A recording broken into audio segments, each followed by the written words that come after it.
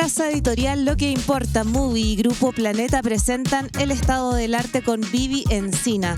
En el episodio de hoy, El Club de las Rebeldes. Conversamos con las actrices y comediantes Coca Guasini y Natalia Valdebenito.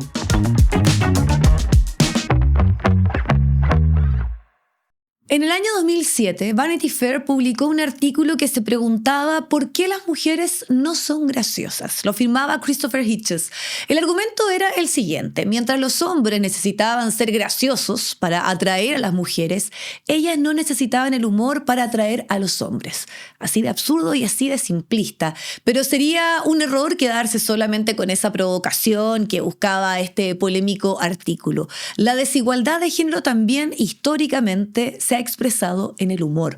Durante siglos, la risa del hombre fue considerada una recreación necesaria, un remedio a la melancolía, un signo de vitalidad. La risa de las mujeres, en cambio, era vigilada. Así lo documenta la historiadora francesa Sabine Melchior-Bonnet en su libro La risa de las mujeres, una historia de poder. La carcajada femenina resultaba peligrosa porque se asociaba a la sexualidad, a la pérdida del control, a la falta de dominio de una misma.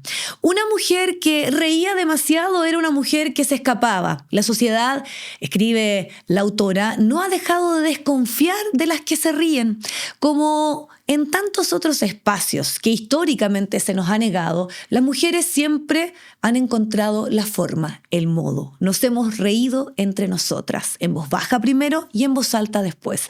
Porque la risa también es un lugar al que se llega. Las risas de las mujeres desencadenan una dinámica capaz de divulgar la sátira social y ridiculizar los prejuicios. La comedia ejercida por mujeres es el triunfo de esa risa prohibida.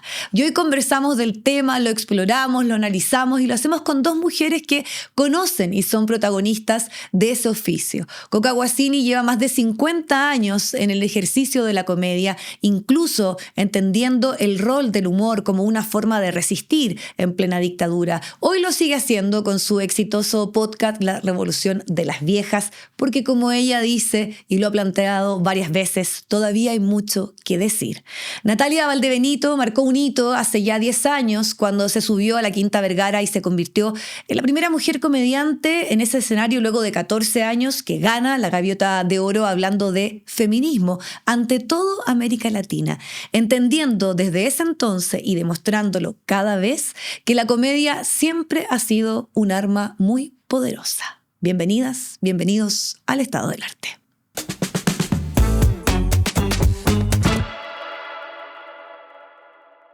Ya le hemos contado y queremos seguir destacando esta alianza que tenemos con Movie, la plataforma definitiva para los amantes del gran cine, y está disponible, no se la pierda. Si todavía no la ha visto, La misteriosa mirada del flamenco, esta película ovacionada, creada por Diego Céspedes, que además triunfó en el último Festival de Cannes. Y recuerda, si no tienes Movie, nosotros acá te entregamos esta posibilidad que es entrar a movie.com/El Estado del Arte y poder disfrutar y gozar estos 60 días de prueba gratis.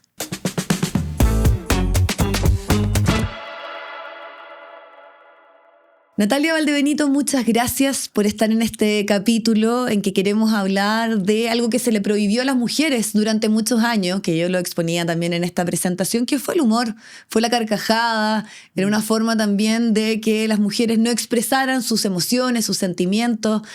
Pero para ti, ¿cuándo la comedia o el hacer reír se transformó en una vocación, en una profesión? Bueno, primero gracias por invitarme. Te decía que estaba mirando este programa, tu podcast, como Juan Gabriel. Y decía, ¿por qué no me invita?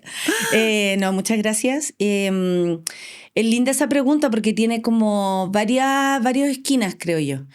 Después como que se hizo mi trabajo muy masivo, me empezaron a hacer mucho esta pregunta, que era algo que yo no me había hecho, porque una cosa es lo profesional y la otra es hacer reír, Sí, claro. que puede ser un acto no profesional también, ¿cachai? Hay gente que no se dedica a esto y nos hace reír en el día a día, el compañero, la compañera que tiene la talla, o el tío, el papá, no sé. Chispeza. Exacto. Con eso se nace, se crea, no tengo idea, pero lo mío, o sea, yo diría que hay dos cosas. Una, el cómo empecé a hacer reír tiene que ver con mi madre. Como que empecé a encontrar que la verdadera respuesta, y porque yo terminé después hablándole a las mujeres, a propósito de tu pregunta y la intro, que yo quería hacerla reír a ella. Como siempre la estaba observando. Siempre la estaba observando. ¿A tu mamá? Sí. Después me di cuenta que con terapia y todo, de una manera muy... Pero una mujer seria, muy rigurosa, que ¿por qué tenías mujer este encantamiento mujer de querer? joven, muy joven, con 3 hijos. Esto es lo que veía yo. Que estoy escribiendo el libro, entonces lo tengo más clarito. Una mujer joven, con 3 hijos a los 24 años, muy cansada, muy sumisa. Y hablo en pasado porque ya no queda nada de eso en mi madre. Ni en mi familia. O sea, yo creo que mis viejos eran tan jóvenes que evolucionaron en el tiempo y yo pude verlos también. ¿Cachai? Crecer, cambiar, como ver una mamá de un modo y después verla de otro. Maravilloso. Y de otros más modos. O sea, fue madurando contigo. Tú eres parte de ese proceso. Yo los vi crecer, eso siento. Porque aparte, como eran una vieja chica, siento que vi crecer a mis niños. Así como yo esperando que mi madre hablara de cosas como, sí, mamá, estoy lista para hablar de sexualidad contigo. Así como, yo te estaba esperando. Entonces, eso te podría haber dado un consejo. Claro, esa es una. Como el por qué. La razón más básica fue ella. Entonces, después hablarle a las mujeres o hacer humor para mujeres como era algo que venía de atrás, pero no tenía una lógica, no era como mi humor, como ahora que todos tienen muy claro por qué hacen lo que hacen. Yo no, siento que pude vivir ese momento de un poco de dejarme llevar, de no entender por qué estaba haciéndolo. La comedia llegó a mí con La Cabra Chica Gritona, no en modo de stand-up, no porque no tuviera trabajo, no porque tuviera traumas que quisiera sacar como mi trauma, mi comedia, no, ¿cachai? Como mis anécdotas, mi comedia, mi vida, mi comedia puede ser, mi observación, mi comedia. Y cuando se profesionaliza, yo creo que tiene que ver con el descubrimiento, bueno, en la escuela, un poco que pasé por ahí, por la comedia, me fue muy bien, me acuerdo. Podría haber dicho, pero nadie te dice, tú puedes ser comediante, menos en la escuela y menos en el año 2001. O sea, menos. Y porque muchos actores, además, en ese proceso de formación, es como el drama, se malentiende, creo yo, porque hay que tener harto talento para la comedia y porque al final drama más tiempo es comedia, como se dice. Está esta pretensión que en el drama se expresa como tal vez el arte de forma el más... El verdadero talento. Exacto. Entonces entiendo lo que te puede haber pasado a ti. Que Next, como un 7 en el primer examen de la escuela. Todo el mundo impresionado de lo que habíamos hecho. Ya, pero desde ahí tú coqueteabas con el ahí hacer fue el reír. No, desde chica. Ya. Desde chica y en lo cotidiano. Súper hacia adentro de esa mi familia. Como el show... Yo era de showcera en la casa, pero nunca en el colegio, nunca la animadora de no sé qué cosa o la protagonista de la obra. No, nunca. Yo siempre era como hacia adentro, que creo que tiene que ver con la verdadera comedia, que es la de observación, la de sacar, no sé, de un cuento horrible que había pasado en la casa, por ejemplo, un día jueves y al día martes yo estaba, a ver, ¿quién soy? Y empezaba a imitar a mi abuela de algo horrible que había pasado. Y todos nos reíamos. O sea, lo tuyo era como la sátira. Absolutamente. Y después el verdadero romance empezó en El Cabra Chica Gritona. Y ahí fue como, esto es un lenguaje y lo manejo o lo entiendo. Y le voy entendiendo la cinética, la comedia tiene un ritmo. Tiene una musicalidad que el remate no es en cualquier momento ni porque venga a continuación puede venir después de un silencio, después de una mirada, después de una palabra. Es mucho más delicado, yo siento, y no es que con el tiempo yo me haya puesto más fijada respecto a eso. Me he dado cuenta desde el primer momento que la comedia es algo muy delicado, y por eso no todos los actores ni actrices son buenos en comedia, porque es algo que se aprende. Y el oficio es lo que te hace mejor comediante. No el haber nacido, crecido en algún contexto, probablemente una vida a lo mejor más acontecida también te puede dar las posibilidades de ser buen comediante. Entonces ahí yo dije, esto es algo que a mí, wow, yo me quiero quedar acá y le quiero dar altura. Y yo miraba a los de la SCA, que después terminaron siendo los del Club de la Comedia, de lejos, y decía, parece que yo podría, parece que eso es lo que yo hago en la casa. Como el hacer parodia constante de lo que pasaba en la casa, o bailarles y cantarles y inventar mi propio festival de viña, que eso fue lo que hice. ¿Inventabas tu propio festival de viña? Mi propio festival de viña, donde yo era la protagonista de todo, que ese era el chiste. ¿Cachai? Ya, pero estamos hablando ya chica, chica, ya. Yo me había quedado que esto había sido cabra chica gritona. No, cuando le dije a mis viejos, me invitaron al festival, como que todo... Se cumplió el sueño. O se cumplió esa estupidez que hiciste, porque todos se acordaban de ese chiste que yo había hecho en la casa. Igual debe ser bueno que en tu familia como que no te tomaran tan en serio, ¿no? Sí. Como porque al final cuando tú después logras esto, debe ser, mira, hasta ahora y nosotros no que me nos reíamos de ella. Hasta ahora no me toman tan en serio. No, yo creo que siempre supieron que, siempre me respetaron mucho como yo era, con esa salida, con algo, como esa libertad. Mis viejos criaron muy chicos, pero siento que la intuición junto con el amor y respeto por el otro ser humano, así yo fuera chica, nunca me pidieron ser mamá, nunca me hablaron de eso, porque como que cachaban que yo no iba para allá, o siempre hablé que no iba a ser madre y me escucharon. Nunca me preguntaron si me iba a casar. Mi viejo era todo lo contrario a eso, era como, tenés que pololear harto, no vayas a pololear, como que prueba. A mi hermana no le decía ese mismo consejo, a mí sí. ¿Y tú eres la mayor? Sí. Igual ese espacio de libertad yo creo que es súper determinante un poco en lo que tú haces, en tu trabajo y en la forma en que ejerces tu opinión, desde como el desparpajo un poco. Total, me dejaron ser así.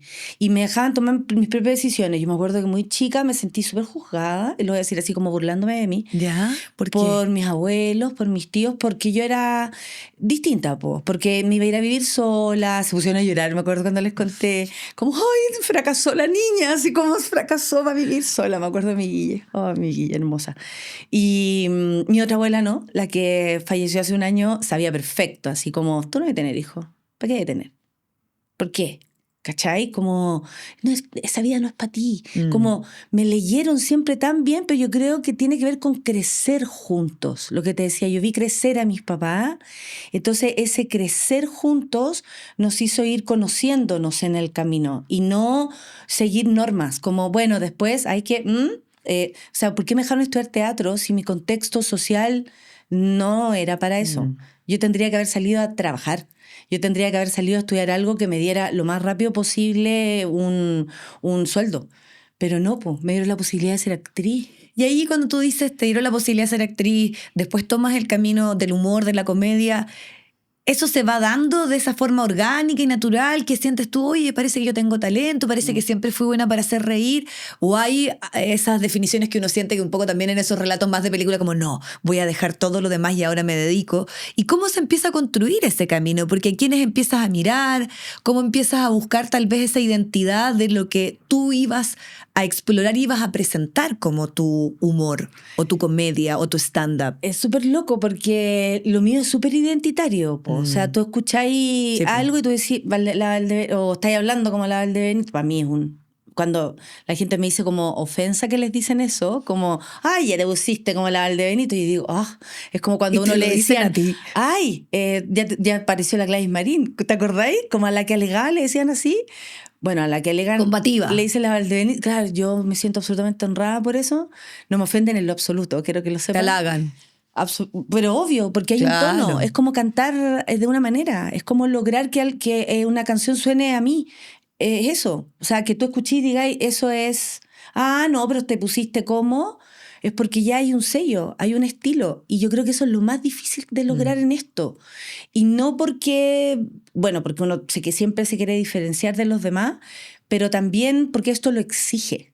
La comedia exige que tú te diferencies con el resto. No sirven y se nota mucho, sobre todo, bueno, al principio yo notaba mucho como mis compañeros a propósito de los referentes se paseaban igual que los gringos. Yo decía, ¿por qué hacen esas cosas? No entiendo nada. Y agradezco mucho que mis O sea, tú padres construiste como nunca... tu propia estética, tu propia eso siento, performance, tu propia humildemente. forma de hacerlo, no tanto siguiendo o este es el molde o queremos parecernos a los gringos, a toda la escuela que En hay. mi casa no había nada de Gringolandia, nunca fue el sueño ir a Miami ni a Disney, no había Barbie porque no eran así las mujeres. Había un poco de fundamentalismo ahí que pasaban piola, pero mis papás eran chicos, pero Atari no, porque había una plaza, así que para afuera. ¿Cachai? O Barbie. ¿Cómo le voy a enseñar esa estética a mi hija? Mi mamá con nada de recursos entendió eso. Claro, pero y me ahí, lo Natalia, traspasó. yo lo conecto con las cosas que tú también transformas en algo de lo cual tenemos que reírnos, que es de la política, de la contingencia, porque también siempre has tomado posiciones que incomodan o Sí. que buscan algún tipo de reacción, o sea, y eso yo creo Provocación. provocar la sátira. Y eso es tiempo, eso es procesar, eso es observar. Eso no es claro, está lo espontáneo, que es la Sí. rapidez, ¿no? De manejar una situación y transformarla en algo divertido o romper como con el hielo a través de eso. Pero aquí hay como una lectura, una cosa media sociológica que yo siento, que tú tempranamente empezaste a detectar que por ahí va lo tuyo. Me lo han dicho harto y me encantaría estudiar filosofía por lo mismo. O sea, me encantaría tener 20 años para estudiar más y cosas. Tengo 47, pero igual creo que voy a estudiar... Nunca es tarde. No, nunca es tarde. Filosofía o literatura, no sé, algo me voy a poner a estudiar en algún momento porque más recursos... mejor creo que puedo hacerlo, ¿no? Y sí, me han dicho bastante eso. Creo que hay una mirada naturalmente sociológica, humildemente lo digo porque no soy socialista, ¿te cachai? No tengo esa profesión, entonces no podría hablarte desde ahí como, oh, sí, mira, yo leo esto y yo creo que tiene que ver, claro, con ningún pudor en la provocación. Un poco el desparpajo tiene que ver con entender bien que la comedia se ríe del poder y a mí el poder no me representa ningún tipo de respeto.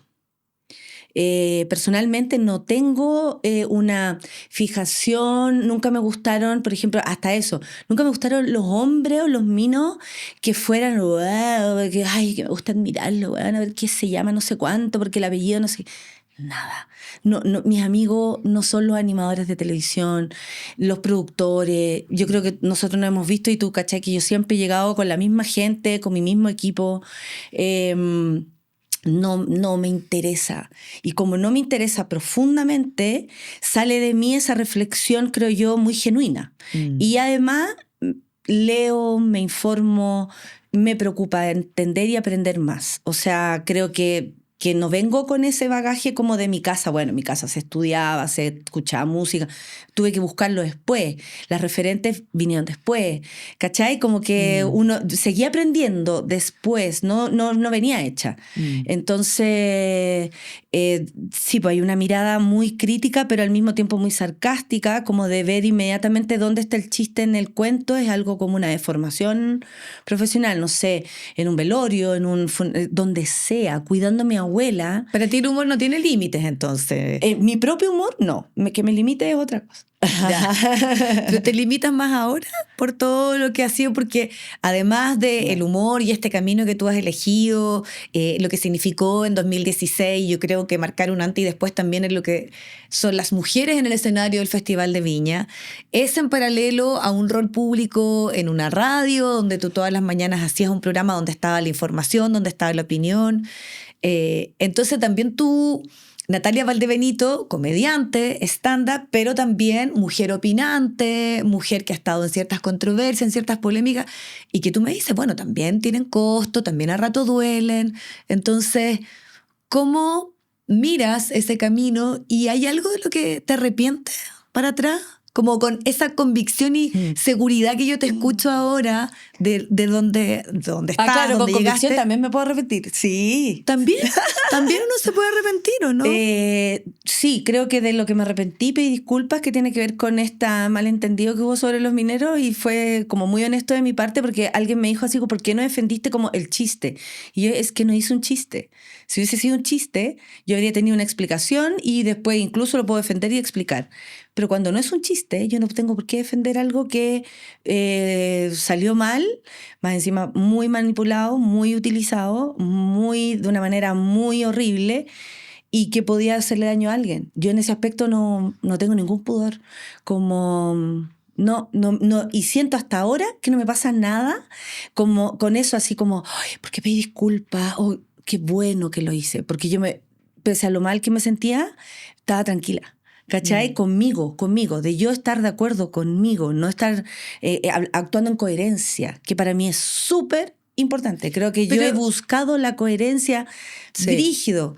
He tratado de ser lo más consecuente conmigo. No sé si con lo que opinan los demás, pero conmigo yo creo que no encontráis un revés ahí. ¿De qué me puedo arrepentir? De mi exceso de pasión. Yo me acuerdo cuando ya había que hacer campaña política, digo había porque me lo estaban pidiendo mucho, entonces también fue una conversación en la casa con mi pareja, que también es mi productor, y era como, oye, pero es contra el presidente actual, pero es contra esto, hay que hacerlo, sí hay que hacerlo. Yo sin duda podría haberle quitado 2 cambios a mi pasión, a mi desgaste. Yo perdía la voz haciendo esto. Yo como no tengo conexión con las líneas de poder ni con los WhatsApp de los Frente Amplio de ninguna cosa, a mí me informaban, yo llegaba sola, me estacionaba en una casa, le pedía el baño a una vecina, ¿sabes que voy a animar? Después ya yo le cuido la cuestión y después me iba. Yo no tengo como amistad con esta gente. Entonces yo entraba desde otro lugar, iba a ser como, vino Natalia a hacer lo suyo, como una cosa así. Pero sin duda le podría haber quitado 2 cambios. Sobre todo por lo que vino después, que fue un absoluto abandono. Abandono parte de ello. Sí, y no quiere decir con que yo quisiera algo a cambio. Yo creo que por ahí va el abandono. Porque yo, como no pertenezco a ningún partido político, soy absolutamente independiente y mi crítica es transversal, tampoco le provoco mucha confianza a quienes pertenecen a un lugar más cerrado y más concreto, ¿cachai? Entonces, como yo no quería nada a cambio, todos dicen que raro. ¿Cómo no quieren? No, pues no quiero nada, yo no participo. Se sospechaba, dices tú. Siempre se sospecha de quien no quiere nada a cambio. Porque yo quería la misión, pues yo estaba por la idea. A mí me interesaba eso. Y después por lo de la Constitución, para la prueba de rechazo, también fue un momento que muy conversado y que nos acordamos siempre, porque claro, es re fácil echarme a mí la culpa de todo, pero yo me acuerdo de estar los dos en la casa y decir, no, esto no es por una persona, esto es por más. Dale. ¿Le doy o no? Sí, ¿cierto? Sí.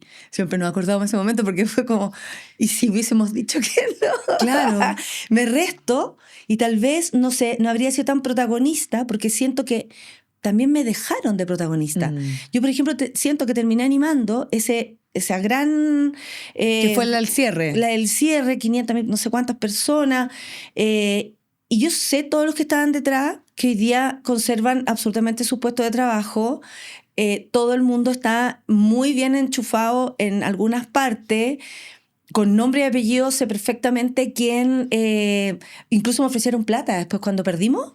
Nata, hay una plata como por la animación. Yo me resfrié, no me llevaron ni un café en todo el día y me dejaron a mí como la protagonista y después toda la gente como, ¿perdiste? No, yo no perdí, perdimos todo. No entiendo. Entonces, y yo miraba para atrás y no había nadie. Y era muy loco porque sabían que íbamos a perder. Entonces era como... Y ahí yo empecé como Natalia, esas matrañas que yo no entendía y me considero muy ingenua. Me considero ingenua. Siento que pude haber tenido un poco más de ojo. Está todo grabado, que son muy lindos. En algún momento va a salir cuando me dicen, no sé, cualquier cosa es tu culpa, como así. ¿Quién te dice eso? No te puedo decir el nombre. Es que si no sería como, ya, se va a viralizar. Pero sí, varias veces me dijeron, tú haces esto y nosotros perdemos. Tú dices esto y nosotros perdemos. Había una fuerte responsabilidad en mí para después decirme, oye, ¿sabéis que hay una plata? Y yo por supuesto que dije, no, nunca lo hice por dinero. Me parece que ahora es más sucio todavía, no entiendo nada. Si lo había, me podría haber dicho antes, ¿cachai? O me podrían llevar un café. Pero porque Natalia, quedé como protagonista de algo que yo no lo era. No lo era. Claro, No lo y quería hacer. había obviamente, y hay mucha Una pulsión en maquinaria. el momento que después, bueno, la historia siempre ha estado marcada por quienes se esconden en los momentos en los que hay que poner la Totalmente. cara y asumir también las derrotas, Totalmente. porque no solamente lo público es precisamente el triunfo, pero con el pasar del tiempo, imagino el proceso, tú dices, me sentí como abandonada. ¿Solo abandonada o utilizada? También. ¿Y sabes por qué utilizada? Porque te dejan sola. Ahí tú dices esto de utilización. Si tú decís, oye, perdimos nada, pero no sé, yo tuve que poner denuncias por amenazas de muerte. ¿Tú crees que recibí un mensaje de alguien? ¿Estás bien? ¿Necesitas algo? Te puedo decir que la única persona que me escribió, y esta vez es la única vez que lo decí públicamente, fue Daniel Jadwe. Y que me ofreció ayuda, aún en su situación de no estar muy bien. Rarísimo, porque yo con él tampoco y con el Partido Comunista tampoco tengo una ligación. Yo he sido, cuando fui muy famosa saliendo del Festival de Viña, no te imaginas toda la cantidad de gente que me invitó a conversar, la DC, el Frente, con las juventudes. Yo nunca fui. Los masones. Se acercan todas las personas, desde la publicidad. Estás en la gloria. Pero es rarísima esa Claro. gloria. No, nunca la entendí. Entonces yo creo que a mí, tal vez cuando antes hablábamos, ¿por qué tan? Yo creo que porque me leyeron también, como un poco indomable, un poco tú no me mandáis, a mí no me dicen qué hacer, yo hago lo que hago por la idea. Y yo creo que eso me hace como una llama que anda a disparar y que no sabéis cómo agarrar. Entonces me utilizaron para encenderlo, ¿no? Y quedé y además como la misma derecha y todo eso también arman sus propios personajes. Pues. Creo que por un lado me utilizaron y por el otro me usan, me sacan, me tiran para todos lados y ahí no les creo mucho. ¿Y ahí cómo se lidia con la decepción, con la desilusión? Uy, la lidié calladita. No hice nada, no... Creo que el momento más enojado que he tenido ahora, no, como que observé, traté de aprender para no repetir. Sí, yo creo que como que me fijé más en quedarme piola y observar, como decir, está sucediendo esto, mira, como, ¿cachai? ¿Quién no hace y quién hace? O los silencios. Sí, yo creo que fue en silencio, nunca le cobré nada a nadie, porque además asumo mi responsabilidad de haber hecho lo que yo quería también. No le iba a echar la culpa a alguien. De lo externo sí, pero eso ya es lo que ellos hacen con la imagen de uno. Pero hay un aprendizaje y después me imagino que ahora tú dices ya nunca más. O bueno, uno nunca sabe, uno nunca puede decir nunca, pero... Exacto, no, ya aprendí que no se dice nunca, pero ahora nunca. Sí, ahora nunca. Por lo menos este mes de julio en que estamos dando esta conversación, tú dices... Un buen rato. Pero mira, hay algo que me quedé pensando en lo que tú decías cuando pediste perdón, que ya tú dices me equivoqué, esto no correspondía a lo que dije, pero además de hacerte un juicio o en el fondo cuestionarte tu opinión, después también... ¿Me hicieron un juicio real? Porque, claro, no, un juicio real, pero además después tú pides perdón o disculpa o dices, bueno, esto fue un error, no correspondía, y también se te juzga por eso. Entonces como, a ver, ¿cómo? Sí. Entonces, yo sí, digo, total. Y hombres me dijeron, no se pide disculpas. Y yo, claro, en tu mundo no se pide disculpas, pero a nosotras nos encanta que nos pidan disculpas, yo pido disculpas. No sé, yo soy así. No me complica. Sí, pues se juzga todo. Es muy loco. Porque aparte no le creo. Ya, esa es otra bola. Ahora, lo que sí me llama la atención es que a nadie le importa el tema. Quedé como me acuerdo que me fui a México porque desde afuera la mirada hacia mí es es muy amable. Yo decir que en Cataluña tengo un espacio muy grande de ayuda, de manos, si necesito, de vente, si quieres trabajar así. ¿Pensaste algún momento irte? Sí, lo pienso. ¿Todavía? Todavía, sobre todo para mi hermana y mi familia vive allá en España, yo sí, obvio que lo pienso. Sí, me voy con perro y todo. Eso sí. ¿Y qué te ata todavía entonces a Chile? Que me salga la nacionalidad. Estamos esperando el papeleo. Estoy esperando algo concreto. ¿Y eso es por cansancio también un poco? Sí, y porque también tengo esa necesidad como de empezar siempre. Como de la incertidumbre. Me gusta un poco. ¿Del riesgo? Sí, sí. Y como tengo un ambiente que me he ido creando con el trabajo, tengo amigos afuera, no me siento tan sola, no me siento tan... O sea, claro, obviamente extrañaría toda mi vida acá, pero... Y no la dejaría de hacer acá, pero tengo un mundo afuera. Entonces me invitaron a México, a la universidad, por la Universidad de Guadalajara, ¿Ya? a la Feria del Libro de Guadalajara, en el contexto de la Feria del Libro de Guadalajara, a un conversatorio con... Que es una de las ferias más importantes del mundo en literatura, y que Imagínate tú. Bueno, yo en todos lados donde llegaba perseguida política casi. Desde otro lado, sí, desde afuera se ve así. Desde afuera se lee y se lee muy claramente. ¿Y tú qué respondes cuando te predicen eso? Yo me hago la... ¿te caché? Sí. Asumo el rol, ¿no? Asumo el rol, claro. ¿Pero te sientes perseguida política? En un momento, pero también es Chile. Es muy chico, es muy... Siento que para los verdaderos perseguidos políticos... Claro, porque hay también una dictadura donde los perseguidos políticos los asesinaron. Entonces está esa carga que yo creo que nosotros hace que esa palabra... Pero si tú lo piensas, claro, cualquier acción que coarte la libertad de expresión, o cuando tú dices situaciones en las cuales tú me explicabas, se han orquestado en tu contra a través de las redes, donde hay personas que constantemente no es una cosa espontánea, no es que uno pueda discrepar y uno entiende que es una cancha donde tú puedes dar tu opinión y se genera ese debate. Claro, sabemos que hay espacios como Twitter, ahora, ¿cómo? Ex. Nada que se llame ex puede estar bien. Rarísimo, bueno, es verdad. Yo ya nunca más me metí, o sea, ya como que se extinguió, pero en fin. Voy que uno dice, bueno, son las reglas del juego, todos sabemos que esto es parte de... Pero otra cosa es cuando de forma deliberada hay una acción con política, finalmente, que era como tirarte a ti un sinfín yo quedé loca. Sí, cuando fui de agresiones, a México, que iba como en la caída de esto, o sea, como ya... O sea, después de la gira Europa que hice, que fue en noviembre del año pasado. ¿Esto fue el año pasado todo? Claro, ya. En noviembre, todo fue el año pasado. En noviembre... 2025 lo... Hola. Y me voy en el avión a México a una charla, solo a eso, me llevaron solo a eso, fui como 24 horas a México, a una charla de humor y política. Ya. Con Saborido, que es el guionista de Capusotto, o sea, y estaba un filósofo catalán. Y él me dice, a mi aula llegó tu caso. ¿Por qué? Porque como analizar la libertad de expresión, analizar qué es humor y qué no es humor, claro, que también es muy interesante, que poner temas en la mesa, ahí yo digo, no está tan mal. Y me dice, estoy loco, te estoy conociendo, y eras tú, y me llegó un alumno, un español, así como, profe, ¿quiere ver esto? Mira, esto está pasando en Chile. Entonces como se ve desde afuera es lindo, porque de pronto uno está tan adentro que no entiendes lo que está pasando con lo que a ti te está pasando, con todas las reflexiones que se pueden armar por fuera. Y en el avión, de pronto le cambio el puesto a una pareja, le dije, oye, la cuestión, te cambio, porque si es pasillo, yo me voy en pasillo. Y me voy al lado de una pareja de señores más adultos, grandes. Y yo me pongo a conversar con ellos conmigo. Y sabían perfectamente quién yo era, estaban contentos, ya, bien. Y de pronto el caballero dice, no, yo trabajo en la mina, el teniente. Y yo casi me quiero tirar del avión.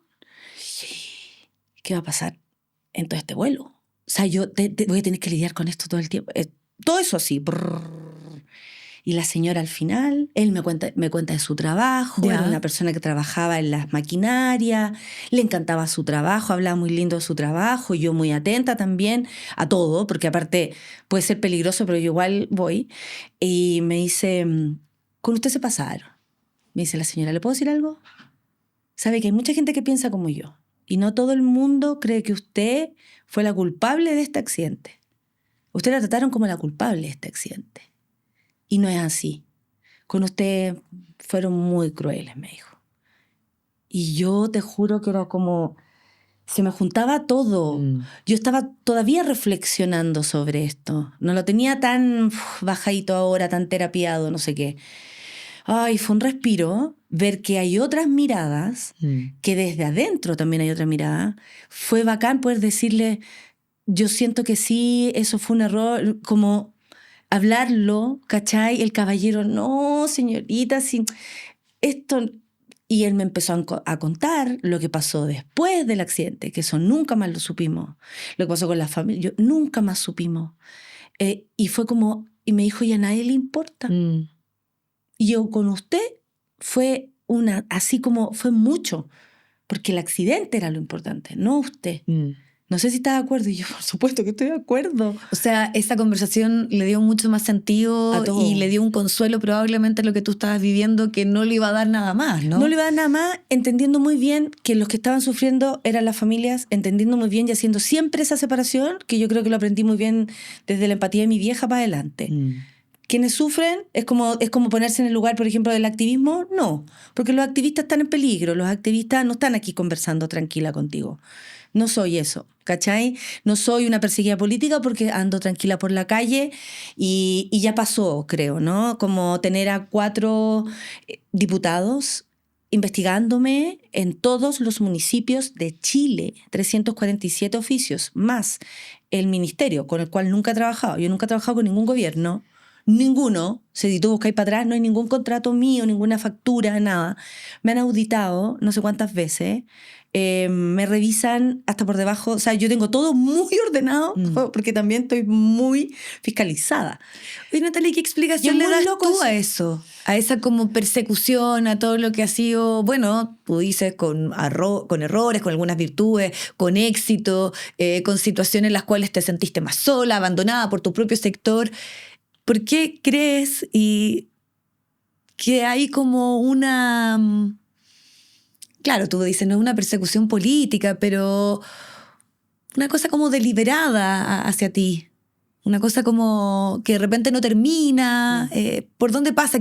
Porque yo me imagino que una cosa... He tratado de verlo de todos los lados, hasta desde el ego. ¿Cachai? Porque sería súper... de hecho, lo hablaba con mi terapeuta y me decía, ya hemos visto todo lo malo de ser tú. Ahora vamos a lo bueno, ¿cachai? ¿Cómo se podría usar toda esa tensión para hacer algo interesante?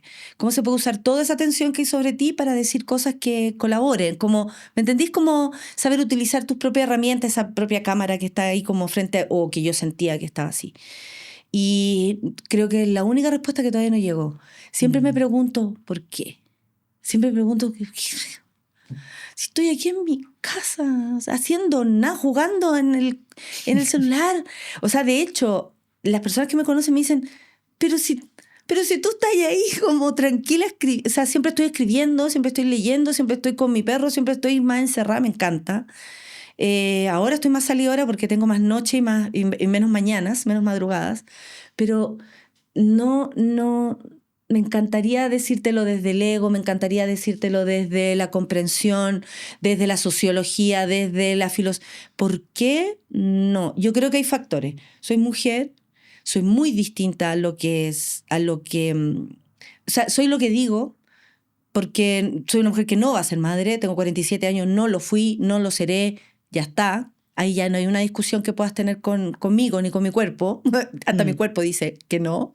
¿Cachai? Es una decisión propiamente. Y pero también eso significa cosas, porque yo no respondo al ideal de una mujer, en lo absoluto. O sea, de hecho, yo tengo una pareja hace 13 años y nunca se dice que yo estoy en pareja. Siempre se prefiere pensar que yo soy una solterona, sola, que nadie toma, seca, ahí en un rincón. O sea, hay una lectura sobre mí que ni siquiera es verdadera.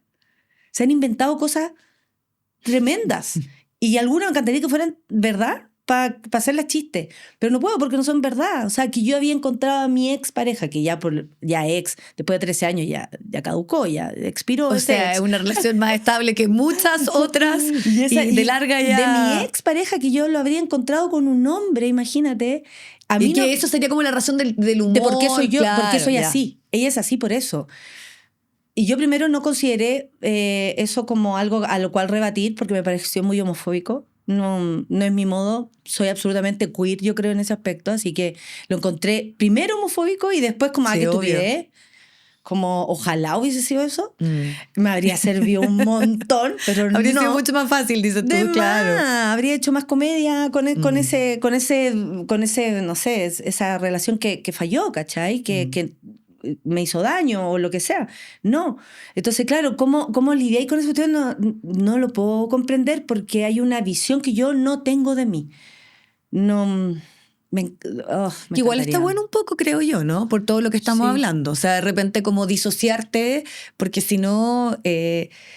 hay como caminos, como que esto te va curtiendo, yo creo, te va dando el tiempo. Sí, cuando la gente me dice, oye, no sabes lo que no sabes lo que es estar en una situación de exposición o además también, porque al final termina siendo violento también. O sea, lo que tú vives. Sí. O sea, esta cosa que tú decís, claro, son a través de las redes, pero también hay otras situaciones que estamos hablando de temor, me imagino. Sí. Y incluso temor a, ¿sigo haciendo esto? ¿Puedo? Absolutamente. Y yo creo que eso sí, o sea, porque el temor a vivir creo que lo tenemos las mujeres impregnado, a salir a la calle, con o sin amenaza, uno igual sale así mirando para todos lados. O sea, no tenés que ser yo para sentir esa vulnerabilidad en cualquier calle, en cualquier lugar. La mujer se tiene que proteger, uno va con el perro y va con el perro, porque si va con el celular y el perro, ¿cachai? No se puede, me tengo que cuidar a mí, no se puede. Creo que todas las mujeres andamos con un miedo añadido a nuestras vidas, pero sí, como respirar eso que como una vocecita, como que ya no eres tú la que se está diciendo, hoy si no sigo, no vas a seguir. Es como que algo que te dijera así, no vas a seguir, para, si no, nadie te va a pescar, no, el público no te va a querer, porque más encima, si tú lo piensas bien, yo no tengo nada más que el público. Yo no trabajo con marcas, yo no trabajo en un trabajo, digamos, con un contrato al cual le tenga que responder. Yo no tengo un jefe y no lo tengo hace muchos años. Más allá de quien súbela, yo obviamente tenía que responder a quienes son los directores de ahí y lo hice muy bien porque por algo terminamos tan bien. Y saliste bien y todas las otras cosas que saliste tampoco son ciertas. Y salimos amando y somos... Y yo amo súbela. Y fue una decisión propia salir precisamente porque ya estabas un poco cansada, me contabas. Sí, y de la vida también cansada. Creo que también es súper lindo. O sea, fue como ir al colegio, casi 12 años ahí, levantándome a las 7 de la mañana. Claro. Entonces, es lindo cambiar porque para meterme en otros procesos creativos tenía que cambiar algo radical. Me gusta el proceso creativo. Ahora estoy en un proceso creativo. ¿Cachai? Ahora tú estás viendo cómo estoy escribiendo, estoy inventando, estoy haciendo cosas. Pero va por un libro, te escuché. Sí, libro, un montaje para el Ictus que me pidieron y una obra de teatro y más obras de teatro, como que el teatro, y bueno, y stand-up todo el tiempo. Pero respirar el miedo no es fácil. No es fácil porque sí dudé si seguía. Sí dudé que todo lo que había creado yo con mis propias manos lo habían destruido, ¿cachai? O sea, verme en un programa de farándula, donde no hablo mal de la farándula, yo comentaba con mi abuela todo, no veo para nada en menos a nadie, yo me río con todo, de verdad que soy mucho más liviana en ese aspecto de lo que se puede pensar. Bueno, el chisme también es tan latinoamericano, están de nuestra idiosincrasia. Si o sea, yo voy a un país a actuar y lo primero que hago es prender esos programas porque sé que es lo que es la chimuchina y entro con el cagüín y la gente puede creer que es como, ¿cómo sabe esta galla? Y también hay una cosa de teatralidad en todo lo que pasa de repente ahí que en algún momento a todos nos fascina, es como un placer culpable. Y por eso quiero decirlo, yo no miro en menos. Ni siquiera, ni los periodistas ni los que trabajan siempre han sido súper respetuosas y todo, pero verme en esa, como el peor momento de Natalia Valdebenito, y yo, ¿por qué están haciendo esto si me voy a un show que está lleno? Y mañana tengo la Blondie, 1.700 personas para verme. Sold out, la Blondie, ¿cachai? Y yo decía, ¿por qué están haciendo esto? ¿Por qué no hay nadie que diga... Oye, no es real lo que están hablando, a la loca le está yendo, o sea, no le deja de ir bien, nunca dejó de ir al público en los shows, no, yo tuve que suspender por seguridad ciertos shows. Bueno, es que yo creo que es distinto, no iba a darle color a eso, porque era seguridad, porque era de verdad. Yo no iba a salir a hacer un show de mi propia realidad, ¿cachai? Entonces, y además que expones también a quienes te siguen. No, es una situación muy compleja. Yo te muy defiendo, Nata, como esas cosas de rivales entre mi propio público, imagínate, ¿no? Pero no. Natalia, ahí cuando tú dices, bueno, mientras me exponían en la televisión diciendo que era prácticamente mi peor momento y yo estaba a teatro lleno, sí. Cuando uno empieza, y esto es investigación de una filósofa y ensayista francesa que dice, bueno, la risa siempre se castigó en las mujeres, reírse, mostrar los dientes era un signo de ofensa. Ofensa y de la vulgaridad. Entonces hay como varias etapas que se van describiendo después, pero siempre las mujeres se rieron entre ellas. Siempre estaba esa cofradía, siempre estaba esa vinculación. También leían, porque todos esos espacios estaban negados a las mujeres. Sí, pero era escondida. Era escondido. Y yo creo que además cuando la mujer no solo exige que no se rían de ella, porque no estamos riendo de nosotras mismas, sino del estereotipo de la mujer celosa, la mujer histérica, la suegra, ya, eso es una etapa. Pero después vienen las mujeres a decir, no, pues, yo me voy a reír de las cosas que en común tenemos, que me parecen divertidas, me voy a reír de la masculinidad, me voy a reír de las cosas que me exigen que yo tengo que responder y no estoy dispuesta. Ahí ya hablamos de otro eslabón más poder, más rebelión, el humor. Yo creo que eso también es un poco lo que marca tu historia, que fuiste muy protagonista de una ruptura tal vez con que todo se ejercía desde tu relato, desde una cosa más personal, porque claro, la Coca Guasini también que está en el capítulo, pero ella es parte de la comedia, del sketch, en momentos de dictadura es un rol sumamente importante, pero lo tuyo es como vivencial, es desde tu experiencia y exponerla y además logras la identificación, claro. Logras la comunidad, logras que te respalden. Hay algo, yo creo, también ahí que es súper revolucionario al final. Es posible, es posible que eso haya sido también en un principio. De hecho, o sea, yo te estoy hablando que el acoso es desde que me bajé del Festival de Viña. Después ha ido creciendo por las cosas políticas, pero desde ese día, o sea, y desde los mensajes como me pegaron porque me reí. Mucho de eso. Muchas mujeres que sufrieron violencia porque estaban... ¿Esos mensajes te llegaban a ti? Sí, en la noche del festival se llenó. De hecho, hay un libro de Roberto Suazo que tiene que ver con la primera comediante del mundo, que es él trabaja la mitología griega y todo. Es maravilloso, léetelo. Yo hice el prólogo. Y cuando me puse a escribir el prólogo, me acordé del castigo que muchas personas me contaron que ese día habían recibido. Y cuando leí el libro, entendí el todo, que es la historia que tú estás haciendo. La risa de la mujer interpela. La risa de la mujer, ¿por qué la risa? Porque la risa es tu inteligencia súper personal. O sea, puede pasar algo y tú así, y yo guajaja, y tú... Es que lo que ridiculizas pierde poder. Y además es como tu propia inteligencia, es tu propio sentido común. Claro. Entonces eso habla mucho de ti. Por ejemplo, si yo estaba hablando de la canalla y la otra se reía, porque a lo mejor le da risa nomás, el tipo piensa que hay una identificación conmigo. Ah, tú eres canalla, entonces tú estás así. Hay un lenguaje que yo no estoy entendiendo y por eso te castigo. Yo creo que hay mucho de eso. Es. O sea, por ejemplo, hablar de la soltera, la sola, que era algo como desde el lugar, desde el gozo, el deseo. El deseo que me gusta y la cuestión. Era rarísimo escuchar a una mujer hacer eso, ¿cachai? Yo creo que también hay una revolución mía personal muy ingenua, porque para mí lo más loco que iba a hacer era hablar de feminismo, pero parece que todo lo demás también iba poniéndole... O sea, en todo había un punto de vista. El punto de vista del feminista, yo creo. Entonces, es muy loco, claro, como... esta interpelación que provoca la risa, esto como te estás riendo de nosotros. Siempre me dicen, oiga, usted se va a reír de nosotros, pero bueno, ya, qué pero bueno si que... lo más absurdo es que ¿cuántos años se ha construido humor riéndose de las mujeres? O pero porque es que eso parece que también lo revisaba en una entrevista a una comediante española que se rapa y bueno, y... también sumamente acosada, entonces de repente contaba que ella estaba en cierto espectáculo y hombres le decían, pero por favor, para, ya basta, ¿cómo tanta rabia? Y decía, pero espérate, tú estás en mi espectáculo, yo estoy hablando de los temas que a mí me parecen, tú pagaste, y más encima me increpas. O sea, nadie haría eso con un espectáculo y nadie le cuestionaría a un hombre o nadie dice, oye, pero tú ¿por qué haces humor machista? Entonces, ¿por qué Natalia hace este humor tan feminista? ¿O por qué tan enojada con los hombres? Es bien sin sentido. Es bien sin sentido 2016 que tú pensáis... Y 2026. Y 2026. O sea, han pasado 10 años de eso y la cosa sigue igual.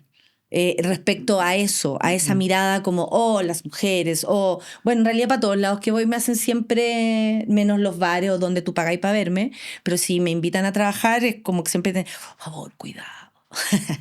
¿En serio? Todavía. Cuidado, como, es que es un poco conservadora. La otra vez fui a un congreso de ginecólogas conservadoras, yo lo encontré genial. Y de hecho partí como bromeando con eso. Y yo le dije, no, si tú pagas por verme a mí, yo lo quemo todo, pero en tu show, no. Yo vengo a hacer lo que tú me encomendaste, tranquila. Y quedaron súper felices porque de eso sí sepo.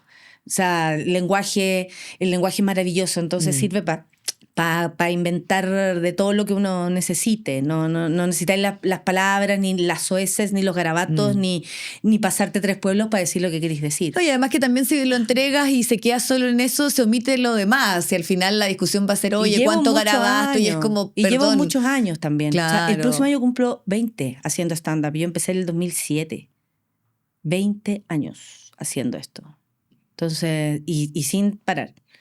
Es brutal, es mucho rato. Es mucho rato y un camino con muchas, ¿cómo es la vida, no? Con cosas más ripiosas, otras que nos dan orgullo. Igual mi trabajo me ha dado todo. Sí. Como que siento que, como dicen Reyes para la suma, yo encuentro que todo bien. No... O sea, obviamente hay cosas que tú decías, ¿por qué pasó eso? Ay, ¿por qué? Era cosa de no decir. O, como que te imagino con la canción Resistiré de fondo. Así terminamos este atrás, programa. ¿no? Claro, pero no, mi trabajo me ha dado todo. La independencia que yo necesito para vivir, mi solvencia laboral constante, la creatividad que necesito, o sea, como la comedia me ha abierto una creatividad o me ha abierto dudas hacia la sociología, hacia la filosofía, hacia la literatura, que la me inquietud, interesa claro. mucho. Todas las inquietudes que tengo, ¿cachai? Como de todo, la música o todo. Yo creo que yo estoy muy feliz igual, estoy muy orgullosa y los ripios son los ripios. Pero si tú dejáis, yo creo que los hitos son lo importante. Hace 10 años no habían bares en Chile. Y después del Festival de Viña empezó a existir, como había más mujeres, había más, empezó a haber un movimiento. O sea, mira cuántos podcasts hay ahora, si finalmente lo que tratamos de hacer acá va como contracorriente de todo lo que es la oferta, porque podcast de mujeres riéndose o de humor de distinto tipo. Amigas conversando y como en un lenguaje súper... libre, suelto, que además hay como toda una relación, porque al final yo me imagino que tú en Suela también lo hacías, tenías una comunidad, te escuchaban, que no es muy distinto a lo que pasa ahora. Y yo creo que ahí tú fuiste una de las precursoras un poco de que eso se entendiera lo relevante que era que las mujeres también se rieran con otras mujeres de cosas que nos pasan a las mujeres. Y que hubiese una mujer opinando a lo mejor todas las mañanas, era rarísimo, y yo creo que eso igual pudo haber levantado un poquito de polvo. Natalia, un poquito, dices tú. Me gusta siempre pensar que es un poquito nada. No, pero está bien, pero es súper sano, creo yo también me eso. llevo ahora de terapia, sigo con la terapia de verme desde afuera y entender. Sí. Entender los por qué. Hay muchas cosas que sigo sin entender. Y para cerrar, porque yo me quedaría una hora más acá, pero en razón del tiempo, que además se pasa sobre todo muy rápido cuando uno está entretenida e interesada en escucharte, ¿qué te hace reír a ti? O sea, ¿quiénes te gustan ahora? ¿O de qué cosas crees que es importante que nos sigamos riendo también en este momento? Yo creo que ahora es muy, muy importante reírse porque el contexto está dado para quizás no hacerlo. El punto es que para uno por lo menos es puro material. O sea, es muy fértil el ser oposición en mi caso, o el también ver la cantidad de dificultades y cómo lo que uno veía que podía pasar está pasando o esas cosas. Siento que también somos muy necesarios los comediantes y los podcasts que hacen reír y lo que la gente quiera encontrar para eso, porque no lo estamos pasando bien, yo creo, en muchas cosas. inseguridad, vulnerabilidad de trabajo, o sea, laboral mucha, la veo como, no sé, mi amigo de la OTEC quedó cesante rápidamente, como todo va pasando, como todo va cayendo, entonces... Y todo es muy disruptivo. Y yo siento que nosotros sí podemos hacer algo para eso y me encanta que existan muchos lugares de humor. O sea, siento que eso es un win, eso es ganar, eso está súper bien, que existan varios estilos, o sea, Morandé con compañía y su cuestión, más otros que hacen, no sé, humor de otra manera, me encanta. ¿De quiénes vas a ver tú? ¿Quién estás en reír ¿A nadie? ¿A nadie? No, Nadie está...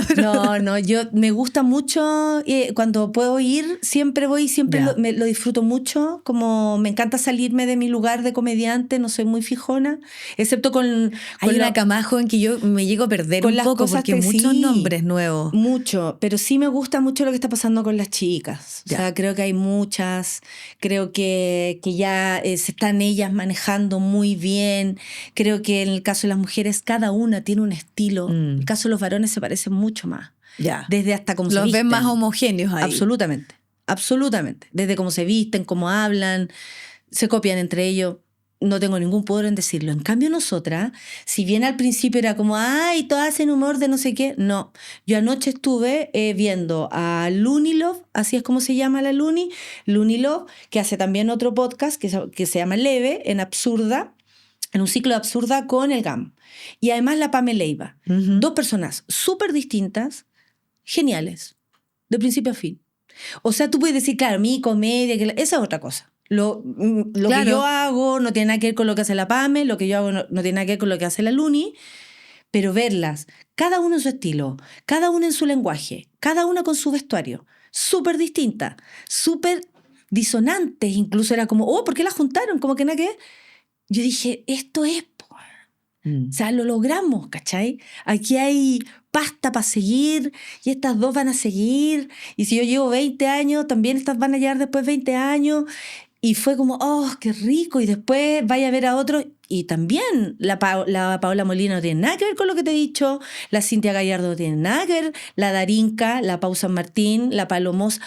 Hay muchas. Y eso es bacán porque si tú las ves, todas son distintas. Sí. Y nosotras buscamos esa identidad. Buscamos no diferenciarnos en la mala onda, sino que buscar mi propio sello.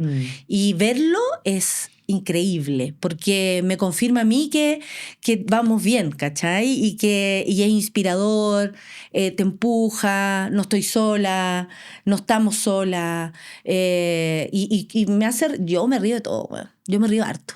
No soy, y soy para nada mal genio. Toda la gente se imagina que yo soy así, como que anda peleando. Nada, no me importan muchas cosas. Y eso así como mucho me importan cosas, hay cosas que no me importan nada. Nada, ¿cachai? Pero oye esto, no. Y eso es lo que reivindicamos en este espacio, en este capítulo en especial, que es que la risa que en algún momento se castigó, se persiguió también en las mujeres, hoy se expanda. Y me quedo también con algo que tú decías, como lo logramos cuando hablas de estas chicas jóvenes que están hoy en el humor, que están hoy desplegando todo su talento, porque probablemente tú eres un referente de ella y se persiste precisamente en esa carcajada colectiva entre mujeres. Es hermoso. Y ver también cómo se puede hablar de nosotras, de un lenguaje que mucho tiempo se ocultó, ¿cachai? Que solo era parte de esa conversación pequeñita que tú veías en la cocina como dos mujeres así. Claro. Ahora no, y se ríen fuerte y no hay desparpajo en eso, y tú ves el público como es también. El público es loco y quiere que tú le des más. Y yo veo a las mujeres que se quieren ir a reír, como se van a reír con la mujer tiene una resiliencia respecto a eso. Puede estar la cagada en la casa, pero se salió a reír y se rió. Y que además es tan natural en el vínculo que hay entre mujeres. Y al final, cuando uno encuentra una amiga por ahí y sabe que tiene el mismo humor, no se rompe esa relación. En el mismo baño, a veces, y te reís con alguien que no conocí, te cuenta un drama. Pero es muy lindo como esa disposición a reírse. Sí. He visto, yo creo, en personas muy tristes, no sé. He tenido la posibilidad de conocer a la familia de ejecutados políticos, y las sonrisas están ahí, y la talla, y esa mirada todavía brillante. Yo digo, no, eso entonces hay que seguir. Si ellas se pueden reír, yo tengo que seguir, tengo que poder hacerlo. ¿Cachai? Yo creo que ahí viene bien la comparación. de los dolores, del lugar donde uno pertenece y reconocer siempre de dónde vengo para cachar para dónde voy. Natalia Valdebenito, muchas gracias por acompañarnos y estar acá en el Estado del Arte. Muchas gracias y me encanta que estés acá con tu propio... Yo te voy a entrevistar ahora. Eso será para otro capítulo. Muchas gracias, Vivi. Un gusto, gracias.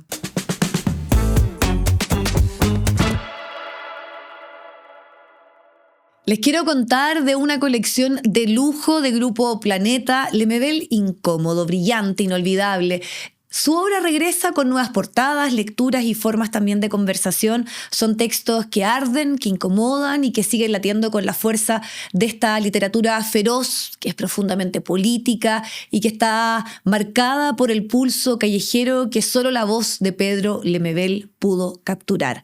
Estamos hablando de títulos esenciales. Tengo miedo torero, Adiós Mariquita linda y Mi amiga Gladys. Vuelven y están acompañados por prólogos de destacadas voces iberoamericanas que reafirman su vigencia y lugar como una figura imprescindible de la literatura hispanoamericana. Nosotros tenemos acá, y les voy a ir mostrando algunos de estos libros, bueno, Mi amiga Gladys, como yo les comentaba, Adiós Mariquita linda, con este prólogo de Cintia Rimsky, Sanjón de la Guada, y, por ejemplo, La esquina de mi corazón, con este prólogo de Gabriela Wiener, que miren la forma magistral en que ella define toda la obra de Pedro Lemebel. Dice, hay quienes viven en una dimensión performática de la vida y después está Lemebel. Lo suyo es puro teatro, pero en esa interminable impostura, en ese constante camuflarse, está todo lo que es cierto. Así que ya saben, está absolutamente disponible esta colección de Lemebel en librerías y en tiendas digitales, así que disfrútenla.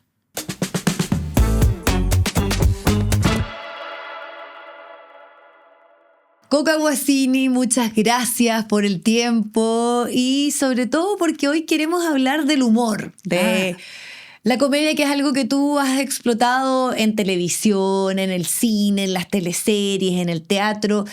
Y esta es una reflexión, Coca, a hablar de la importancia de lo que significa reír, pero sobre todo reírnos de nosotros mismos, que yo encuentro que es algo que tú como que con mucha libertad, en el podcast además también, es como un poco una forma de enfrentar la vida, ¿no? Sí.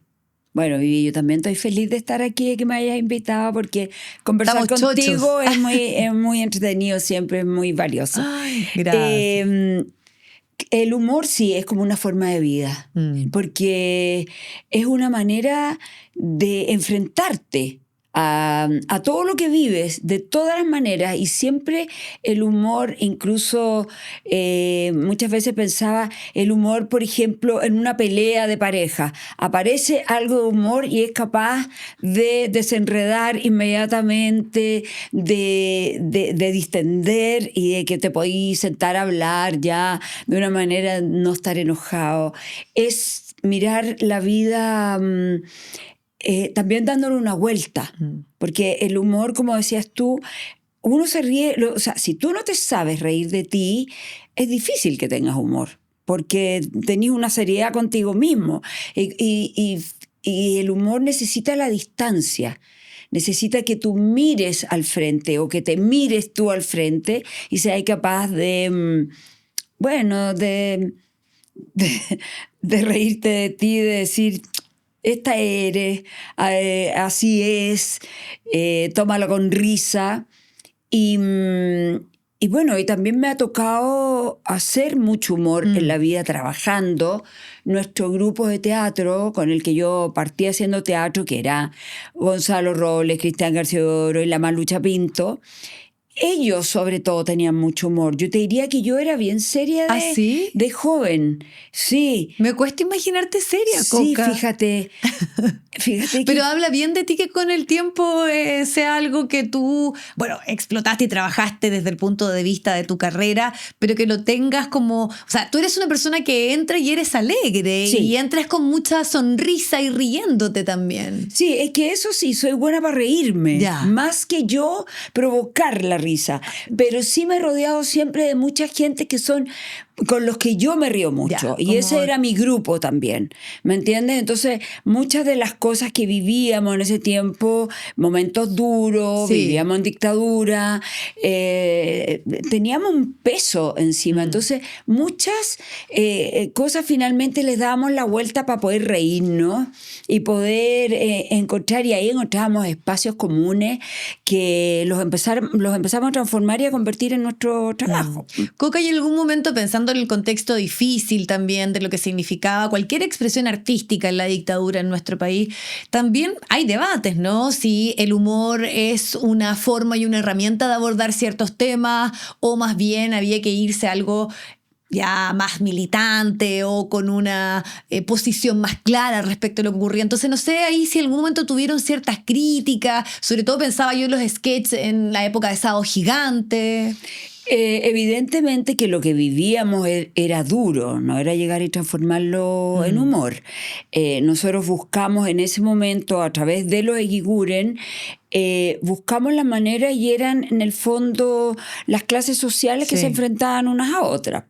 Entonces, estos ricos, supuestamente pitucos, y supuestamente ricos porque en el fondo lo que hacían era mentir, ocultar todo, ahí te permitía reírte y te permitía jugar entonces con los de otra clase, que eran los gozosos, los que querían, los que estaban esperando de la vida mucho más.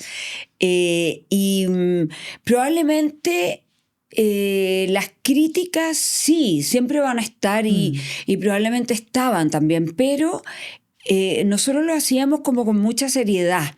Y de hecho yo tenía muchas amigas, algunas, no sé si muchas, algunas amigas imagino pitucas. Que algunas eran tus referentes para la Pía Correa, sí, ¿no? Algunas amigas pitucas que les encantaba, porque decían, mira, si uno no quiere verse, uno ve a la prima, ve a la amiga, ve a la tía, y qué sé yo, porque finalmente igual la Pía Correa era bien tontona y tenía un mundo muy pequeño. Entonces ese era nuestro lado para poder reírnos. Lo que pasa es que sin duda habían otros temas que había que encarar de forma más seria, y nosotros en ese sentido también hacíamos teatro.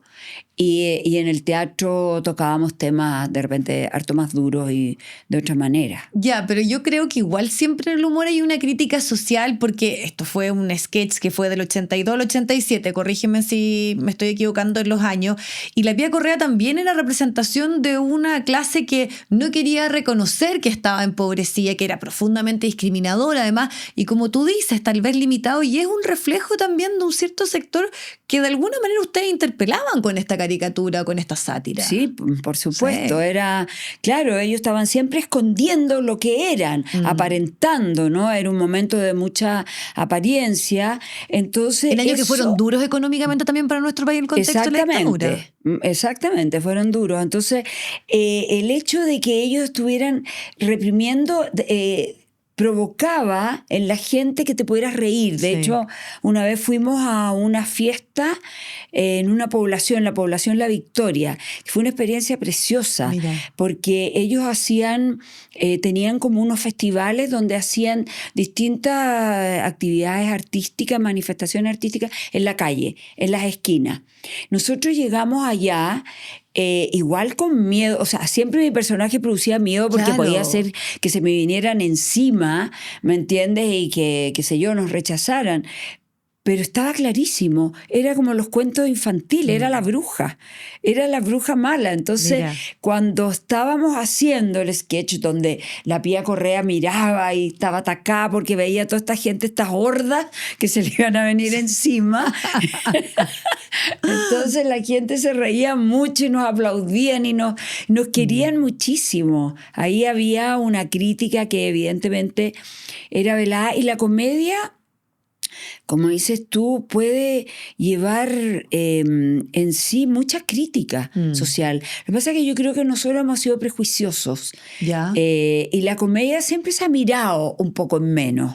Pero ¿todavía sientes que pasa así? Porque hoy yo lo creo que mejor le va son los podcasts de humor, el humor en el Festival de Viña, bueno, el humor político, ¿para qué hablar? Que está súper presente también por estos días. Lo que pasa es que hoy día está muy presente y está mucho más libre, tenéis mucho más libertad da para decir cosas, pero había momentos en que no. Y la comedia, como en el teatro, siempre era mirada como un poquito en menos, Sí. pero creo que en el fondo no es que tenéis que pedirle a los demás que no miren en menos, es lo que tú haces, creer a pie juntilla que eso que estás haciendo es serio y que va a servir para que la gente pueda reflexionar de otra manera, que no todo es tan serio. ¿Qué es lo que más te gusta hacer? ¿La comedia? A mí me gusta hacer de todo. Ya.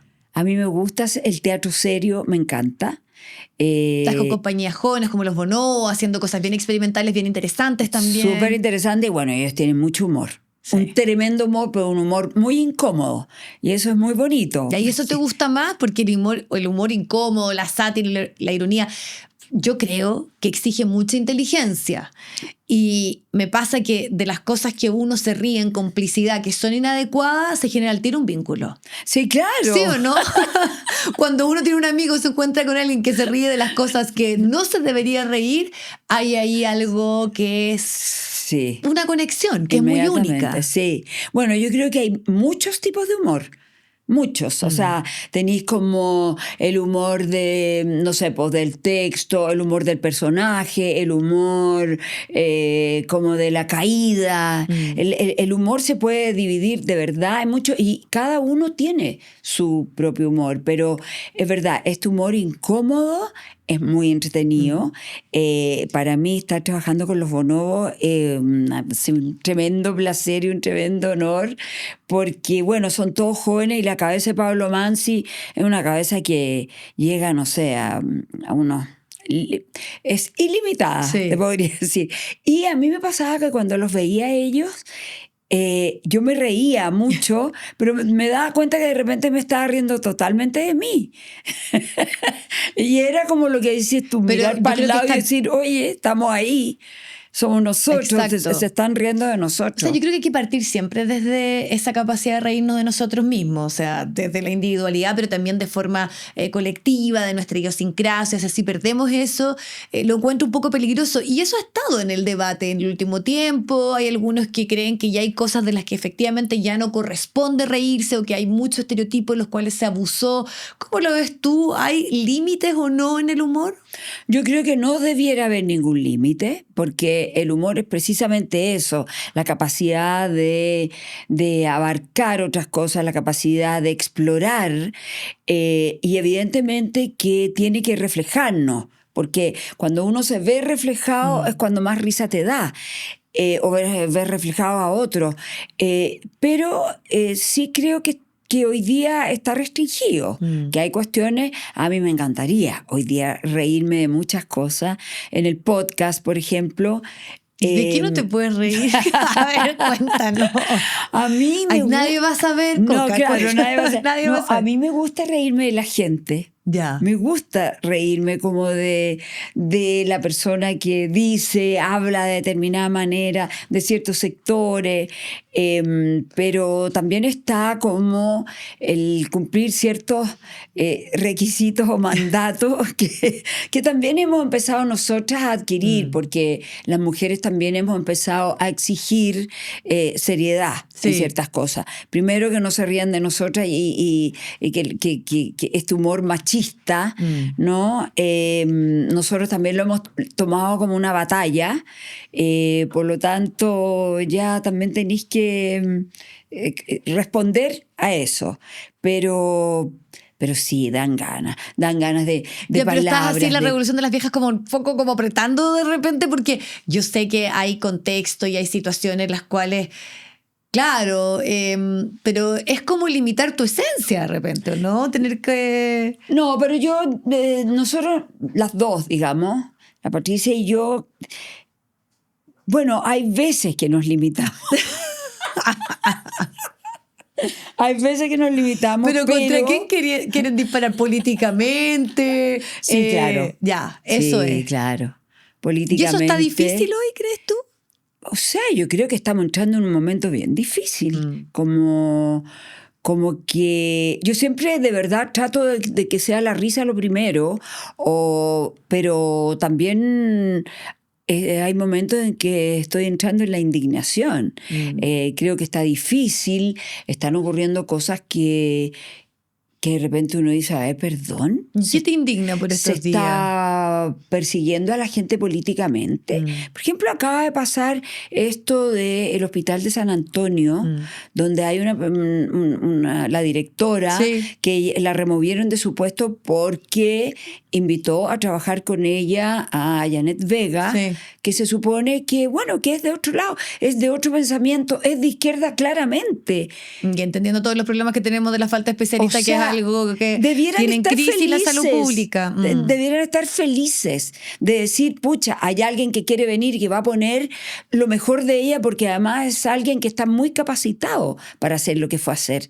Y es un trabajo técnico también. Entonces, es como quedarte pensando y decir, no podemos admitir entrar en una persecución, porque eso a la gente le empieza a dar miedo. O sea, quieras tú o no, de alguna manera la gente empieza a tener miedo y de alguna manera empieza a quedarse callado. ¿Y sientes que eso está ocurriendo ahora? Pienso que puede ser.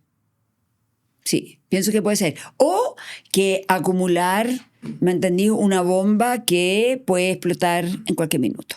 Claro, no podemos desconocer que estamos en un momento excesivamente polarizado, claro. No solo en nuestro país, y que además está esta lógica que yo encuentro que es tan absurda y tan compleja y peligrosa, que es que tú, si dices algo, probablemente abajo las redes se te van a llenar, esta señora, actriz comunista, entonces bla, bla, bla. Y se pierde toda capacidad del debate, de la discusión, y bueno, y caemos en una espiral o en una lógica que es muy difícil salir de ahí. Entonces yo me imagino que tal vez el humor también es una buena forma, y eso es lo que estamos de alguna manera nosotros analizando acá, pero no podemos desconocer que no es fácil. No es fácil. Yo en realidad hay costos en el fondo en lo que tú dices, y prefieres de repente lo que tú dices, como mejor me resguardo, ¿para qué me expongo? Sí, porque es súper fuerte. Ahora, evidentemente que lo que uno debiera hacer es decir, oye, yo voy a expresar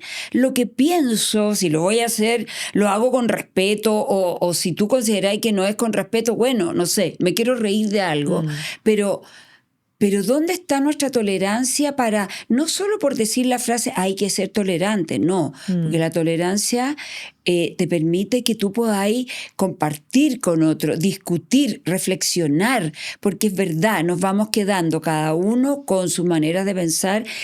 Y la gente es capaz de decirte las cosas más feroces. Sí. O sea, como ya inmediatamente solo porque no está de acuerdo con algo que tú crees. Y además que esta cuestión de ponerte como los zurdos, los rojos de mierda. No sé, pero ¿qué es esto? ¿Por qué? Si se supone que ya salimos de una dictadura hace muchos años, ¿cómo vamos a empezar a tener este tipo de tratos, este tipo de sociedad que lo único que hace es empequeñecer la sociedad y que empequeñecer a la gente que necesitamos que, al revés, que piense, que se exprese, que se pueda reír con libertad, que seamos de verdad un país que podamos tolerar y para mí sí ser capaces de reírnos de todo.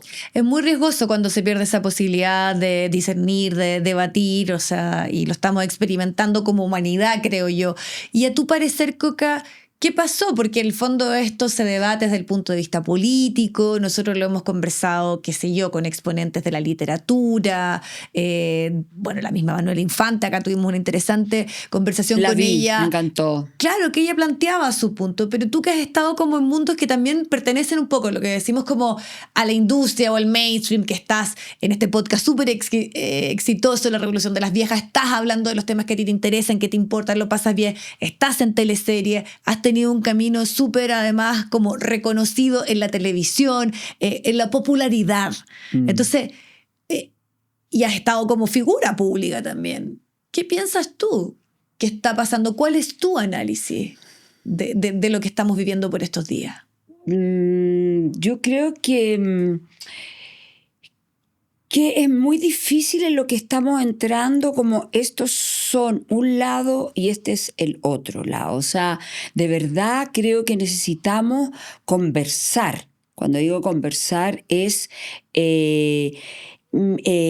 ver lo que somos, realmente aceptarnos en lo que somos, porque de un lado y del otro, yo de verdad también me voy a poner a este otro lado, a no ser intransigente, pero también en el momento político que estamos entrando, dejar el miedo.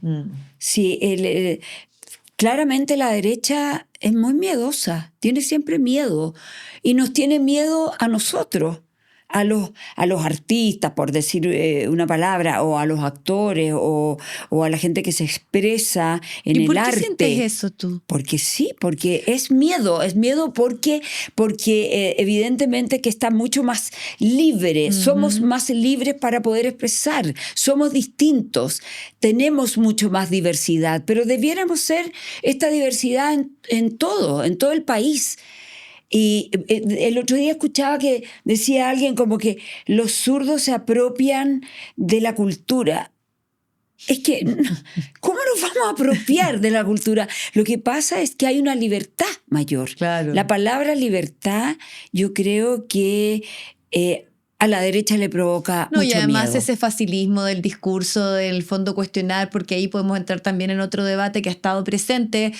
Vuelvo a repetir, esto no es exclusivo lamentablemente solo de nuestro país, por ejemplo en Argentina, en Estados Unidos. Por supuesto. O sea, pensar que están censurando los libros de Isabel Allende o recortando los recursos, entonces estamos cayendo en unas distopías, yo diría, brutales, pero... porque también lo que uno escucha respecto a los fondos, a los recortes, que sabemos que ahí también lo primero, e incluso también una evaluación que se hizo al propio gobierno del expresidente Gabriel Boric, si se cumplió con ciertas metas, si todo lo que estaba en el planteamiento se pudo ejecutar. Pero siempre es como, ¿por qué vamos a darle plata a solo gente que cree como de cierta forma? Entonces, eso...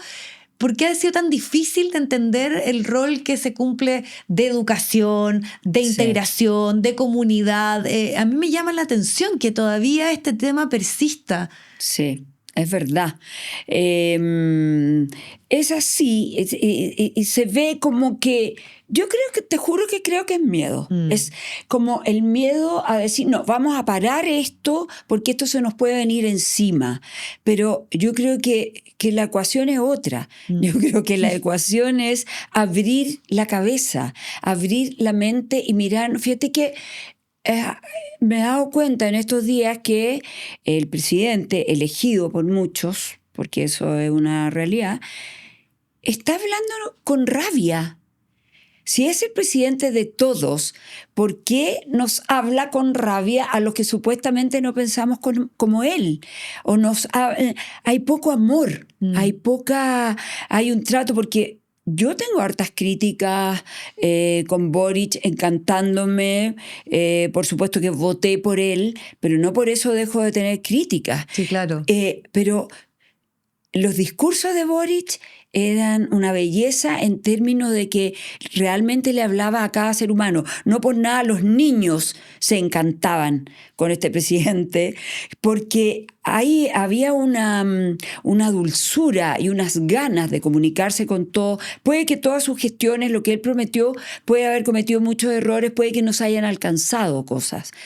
Pero evidentemente que ahí él no estaba discriminando, la gente no se sentía que le estaba hablando solo a algunos, sino que, bueno, a lo mejor le costaba, sí, y reconocido por él, le costaba tal vez todo el mundo empresarial, por ejemplo, que siempre iba como bien nervioso. Pero había unas ganas de incluirnos a todos. Entonces, ¿cómo vamos a volver atrás? Claro, y además un presidente que en algunos casos, un expresidente tenía que defender el ir al teatro, el leer poesía, porque no estaba respondiendo supuestamente a ciertas urgencias. Entonces, también eso se empezó a transformar como en una retórica y... Se entiende que muchos líderes toman esta idea de la rabia, la rigurosidad, una cosa como una cierta masculinidad, que es como solo lo que puede responder a lo que estamos viviendo, pero se está omitiendo algo que estamos además evidenciando como sociedad que es un peligro, ¿no? Lo que está ocurriendo en los colegios con la violencia, lo que estamos viviendo en el día a día, la pérdida de espacios de conexión, de debate, que es un poco lo que nosotros analizamos acá. Sí, es que es impresionante porque cada vez se está perdiendo más y cuando vamos estamos viendo las reglas que van saliendo, que van apareciendo, además con muchos errores, porque sí, se va a quitar algo. O sea, ya la discusión de hoy de los almuerzos de los niños es algo como que realmente nadie puede... Esta circular de los recortes a la Junaeva. Entonces, es como que después dicen, no, si estás equivocado, la palabra no es esa. Pero... cada vez se van abriendo, o sea, todos los recortes que se están haciendo en cultura también, la paralización del GAM. Para nosotros, por ejemplo, los derechos que tenemos de propiedad intelectual, que también se están quitando, eso es lo único que a nosotros nos protege, eso nos pertenece.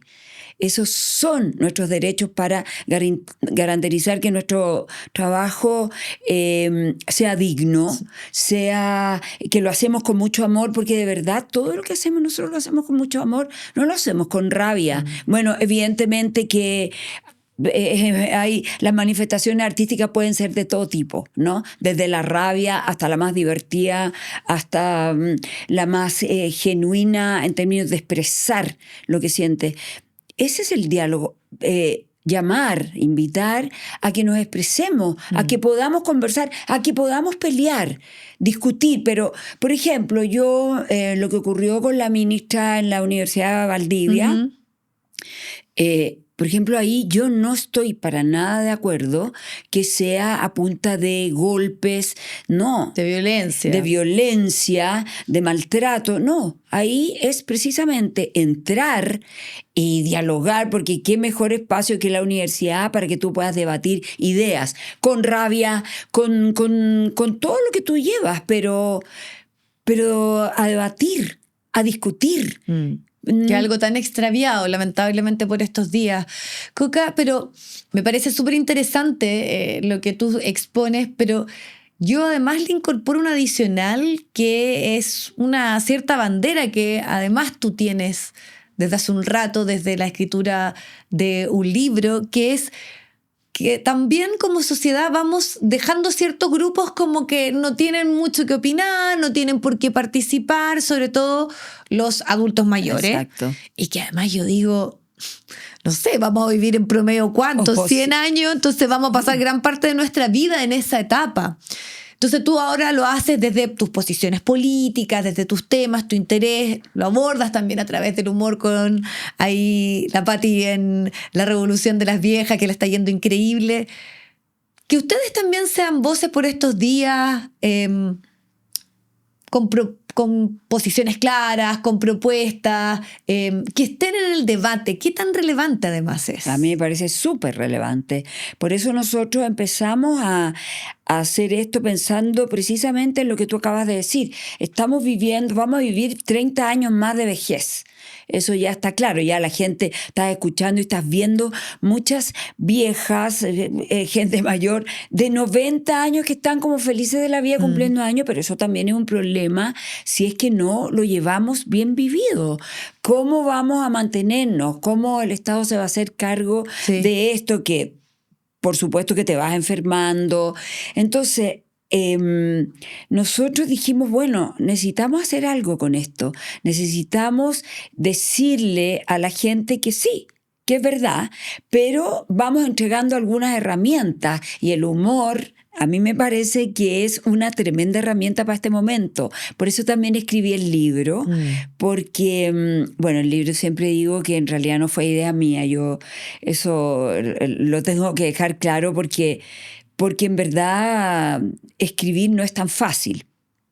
Pero lo mío era como una especie de conversación. Y las chiquillas de la editorial Zigzag me lo propusieron y también tuve una de las chiquillas ahí que me corregía. Entonces yo en mis momentos escribía cosas, se me iban ocurriendo y me propuse primero hacer la lista de decir, ¿qué es ser vieja?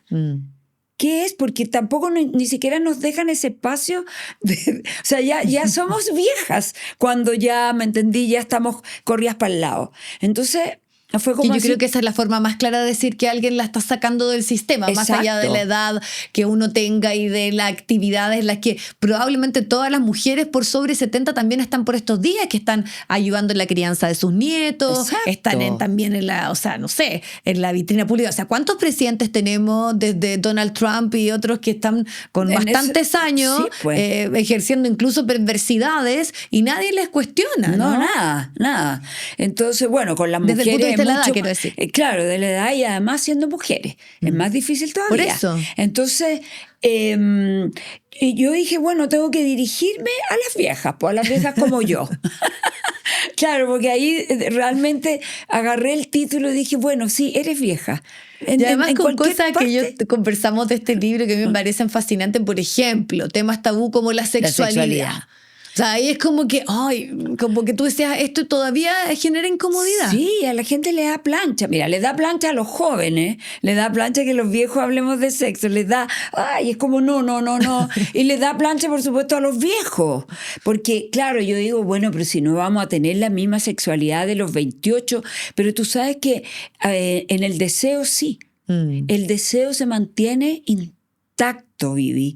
Qué bueno. Se mantiene intacto. Lo que pasa es que lo que es difícil es tu cuerpo, que Claro. ya no se ve como a los 28, ni tenéis la misma agilidad, pero podéis tener la confianza, por ejemplo, con tu pareja, que es maravilloso en el sexo, porque ahí aparecen millones de otras cosas. Aparece la ternura, que también tiene el deseo, aparece el reírte, pero sentir es maravilloso. Y tener sexo también te... Sentir deseo y sentirte deseada, que yo creo que es algo Exactamente. súper importante. Y además te da salud. Es Sí, po. saludable.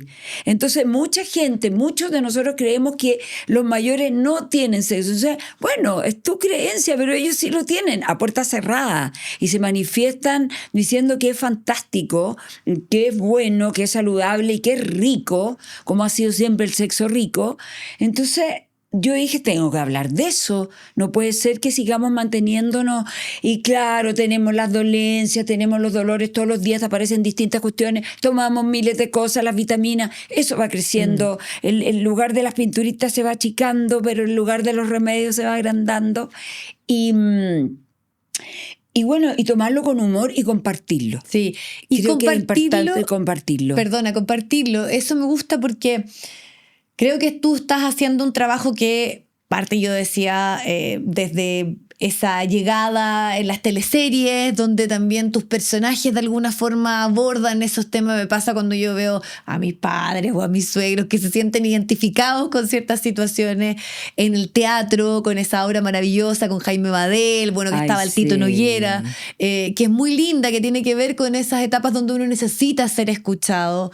Y además en este podcast que, claro, tiene como algo central el humor, pero que al final lo que más se genera, Coca, yo creo, es contacto, comunidad, vinculación, identificación, que es algo que también escasea y que no es tan sencillo por estos días, sobre todo para ciertas etapas. Sí, es verdad.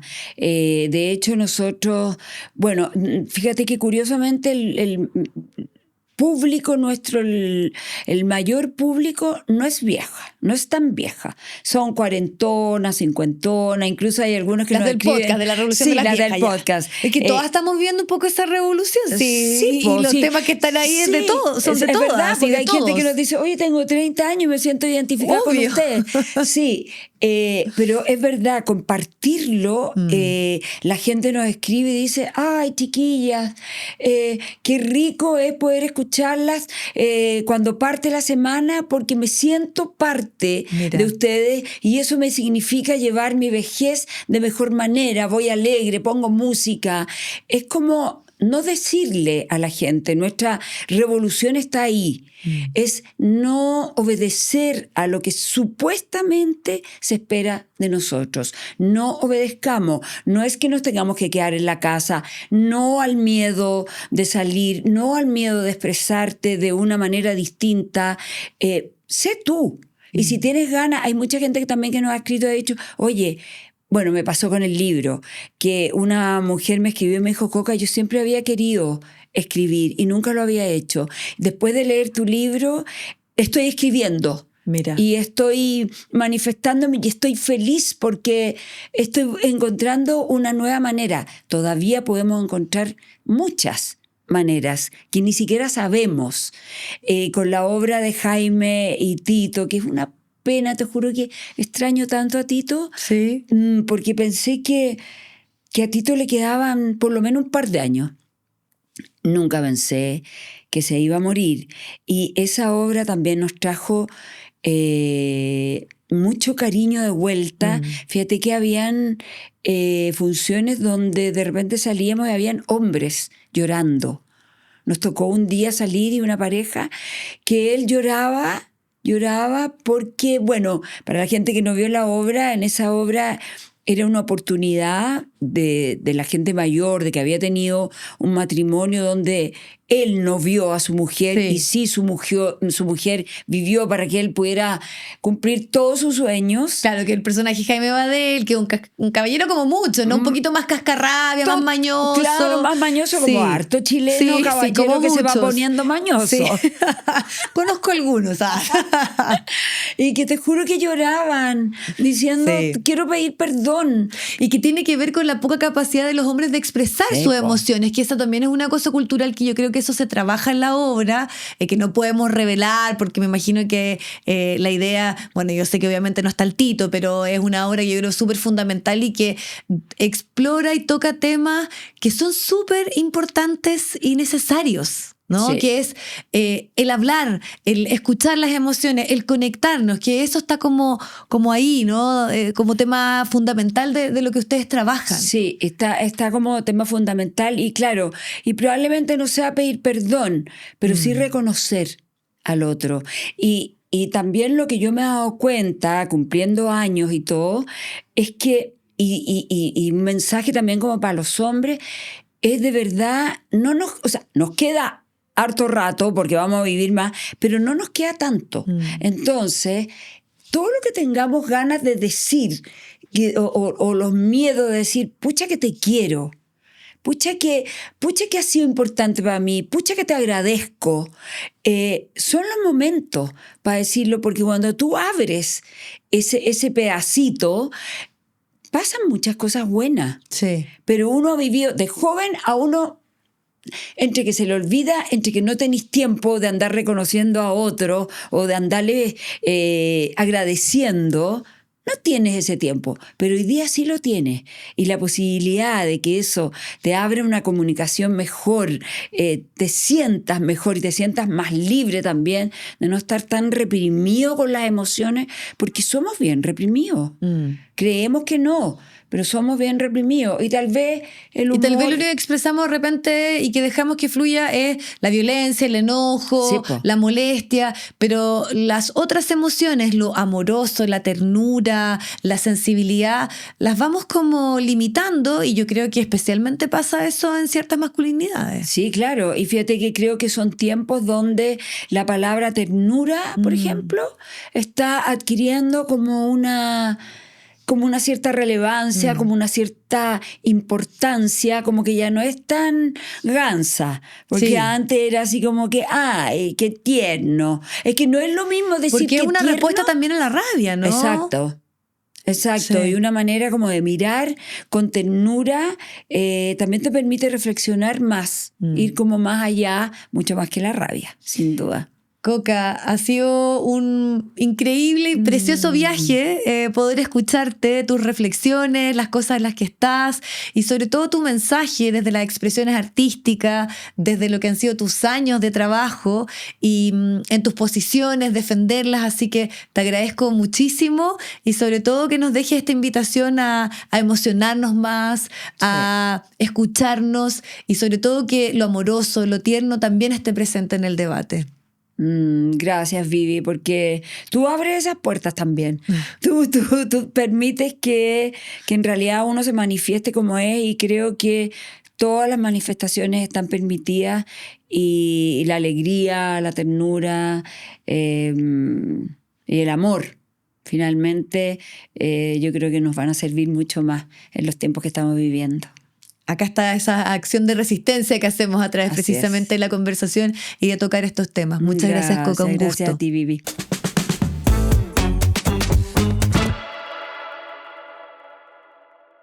Muchas gracias por acompañarnos en este recorrido, en estas interesantes conversaciones que hemos tenido con dos mujeres protagonistas de la historia del humor en nuestro país. Como siempre, lo invitamos a seguirnos en todas nuestras redes, a visitar Lo que Importa y a estar atentos. Nos vemos en una semana más.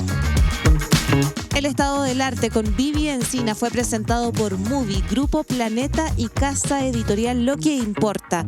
Dirección ejecutiva Daniel Matamala. Producción general Paulina Barrales.